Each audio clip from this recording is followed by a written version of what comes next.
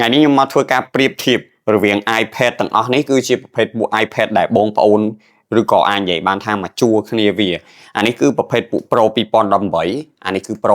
2020អានេះគឺប្រភេទពួក Pro M1 ហើយនឹងអានេះគឺ Pro M2 ខ្ញុំនឹង detail ពីសេរីទាបរហូតដល់ខ្ពស់ហើយខ្ញុំនឹងប្រាប់បងប្អូនអរគ្នាពីលក្ខណៈដូចគ្នាហើយនឹងលក្ខណៈខុសគ្នារបស់ iPad ទាំងអស់ហ្នឹងតោះឥឡូវខ្ញុំចាប់ផ្ដើមពីទាបទៅខ្ពស់ប្រភេទពួកអាទាបជាងគេគឺប្រភេទពួក Pro 2018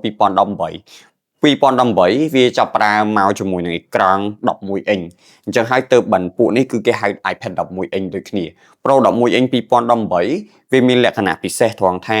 ទី1អេក្រង់វាគឺចាប់ផ្ដើមប្រើប្រភេទពួកអេក្រង់ 120Hz អញ្ចឹងគឺវា smooth ខ្លាំងមែនតើហើយវាអំណោយផលសម្រាប់ការ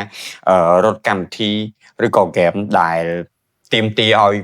ត្រូវការ smooth គឺវាត្រូវហ្មងដោយសារតែវា smooth ខ្លាំង 120Hz ហើយប្រភេទពួក2018គឺចាប់ផ្ដើមប្រើជាមួយនឹងរុន Type C ឯងបងប្អូនអរគ្នាហើយសម្រាប់ speaker គឺមាន4គ្រាប់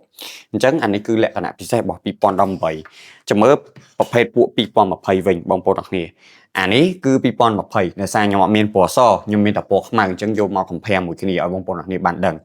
អានេះគឺបងប្អូនអរគ្នាមើលផ្នែកខាងក្រោមគឺដូចគ្នាអញ្ចឹងណាផ្នែកខាងក្រោមបងប្អូនអរគ្នាមើល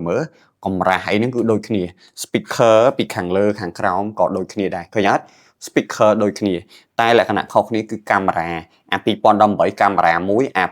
2020កាមេរ៉ា2ខុសគ្នាប៉ុណ្ណឹងបងប្អូនអរគ្នាហើយសម្រាប់ performance វិញគឺវាដូចគ្នាសឹងតែ 100% ទៅហើយវាខុសគ្នាត្រង់ថាអា2020នេះវាមាន RAM លើស 2G តែប៉ុណ្ណឹងទេ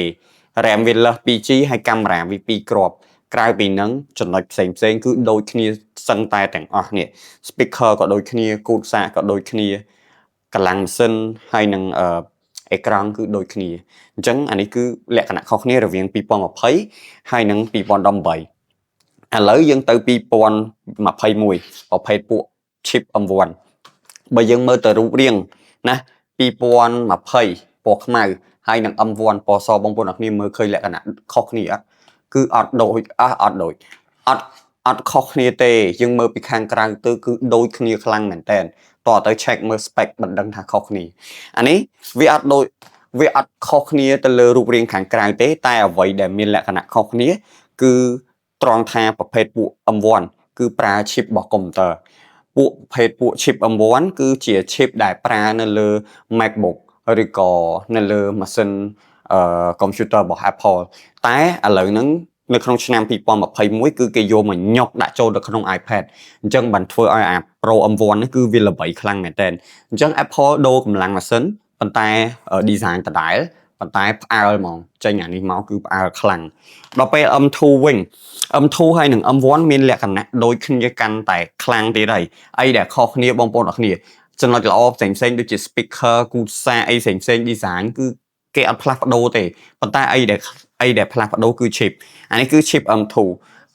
ហើយនឹង M1 មានលក្ខណៈខុសគ្នាមួយឆ្នាំបងប្អូនអរគ្នាអា M2 វាចេញក្រោយមកមួយឆ្នាំប៉ុន្តែបើនិយាយពី performance ជាក់ស្ដែងអាចចន្លោះ10ទៅ